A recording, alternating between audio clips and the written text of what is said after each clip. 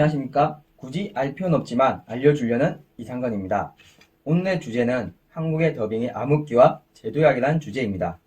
더빙에 암흑기와 제도약이 있다는 것은 더빙에 전성기도 있다는 말인데 왜 전성기라는 주제를 쓰지 않고 더빙에 암흑기와 제도약이라는 주제를 쓰셨습니까?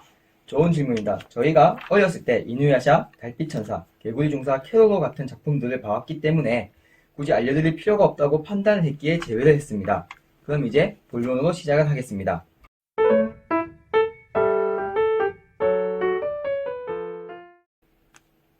앞에 부가 설명을 보셨으니 따로 이야기를 하지 않겠습니다. 바로 주제로 와서 한국은 2000년대 초반 더빙의 전성기였습니다.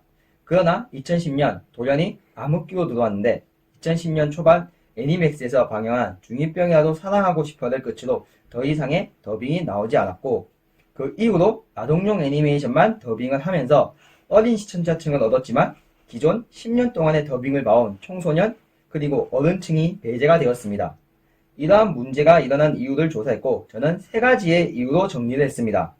첫 번째로 투니버스가 CJ로 인수가 되면서 아동용 애니메이션을 타깃을 변경하였습니다. 두 번째, 여성 가족부의 규제입니다. 세 번째, 중2병이라도 사랑하고 싶어 이후 투자 가치가 떨어졌으며 위의 규제로 인한 더빙을 통한 방영의 수요가 줄었습니다. 이러한 이유를 통해 더 이상의 더빙이 아닌 자막을 통해서 한국의 정서를 피해서 적당한 모자이크를 통한 방영을 하였고 기존 더빙을 보던 세대들은 더 이상 애니메이션을 보지 않거나 일본 성우가 더빙하는 애니메이션을 찾아서 보기 시작했습니다. 저는 2010년에서 2016년 이 시기를 통해서 한국 성우분들한테는 큰 타격이 되었지만 오히려 성우분들은 6년의 기간 동안 유튜브를 통해 팬분들과 소통을 하면서 새롭게 팬들과의 소통과 홍보하는 새로운 국면을 맞이했고 그 결과가 2016년에 들어서서 나타나기 시작했습니다.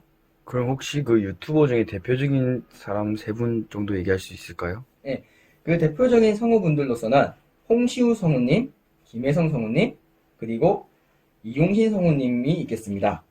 왜 제가 2016년을 한국 더빙의 제도약의 시기라고 정한 이유를 먼저 설명을 해드리면 2016년에 유튜브라는 플랫폼을 통한 한국 성우들의 소통 그리고 더빙 애니메이션을 더빙 팬들에게 홍보하는 공간을 제공하면서 다시 도약을 할 수 있었다고 생각을 했기 때문에 제도약의 시기라고 선정을 했습니다.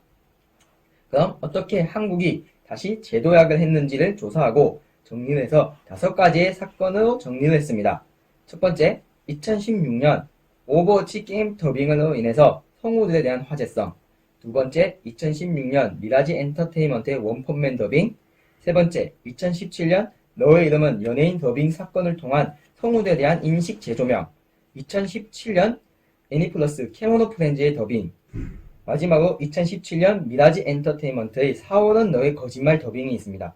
이 5가지의 사건을 통해서 한국의 더빙이 다시 도약하는 계기가 되었고 2018년 들어와서 대원 미디어를 통한 다양한 더빙 상영 그리고 신규 플랫폼 라프텔의 등장 그리고 네이버의 3대 웹툰 애니메이션 프로젝트로 이어졌습니다. 현재로 와서 위에 언급한 회사에서 더빙을 한 작품을 잠시 알려드리겠습니다. 대원에서는 일하는 세포, 부호영사, 닥터스톤, 반유의 야사힘에 등의 작품을 더빙을 했던 것과 하고 있는 중에 작품들이 있으며 라프텔에서는 마도조사, 슈퍼시크릿 등의 작품이 있습니다. 마지막으로 한국의 더빙은 6년의 암흑기를 지나 4년이라는 길면서도 짧은 시간에 성장을 하였습니다. 그렇지만 이 기간 동안 나타나는 더빙의 문제점도 있었는데요. 현재 더빙된 작품 위주로 시청자들의 댓글을 봤을 때 많이 나왔던 댓글이 음향에 문제가 있는 것 같다. 뭔가 한국말인데 어색하다. 라는 부분이 많은데요. 이 부분은 음향 장비를 더빙 부스 쪽에서 체크를 하고 교체를 하면 되지만 어색하다는 부분은 6년 동안 빠져나간 팬층들의 일본 성우의 연기를 봤기 때문에 한국 더빙이 어색할 수 있습니다. 그 부분은 다양한 플랫폼에서 더빙을 진행하고 그리고 현재 제작 결정이 확정이 된 네이버 웹툰의 자체 더빙을 본다면 좀 더 익숙해질 수 있을 거라 생각을 합니다. 마지막으로 영상을 보시고 제가 정리한 내용과 다른 의견이 있거나 또는 자신이 생각하는 한국 더빙의 발전 방안이 있으면 댓글로 달아주세요. 지금까지 긴 영상 봐주셔서 감사합니다.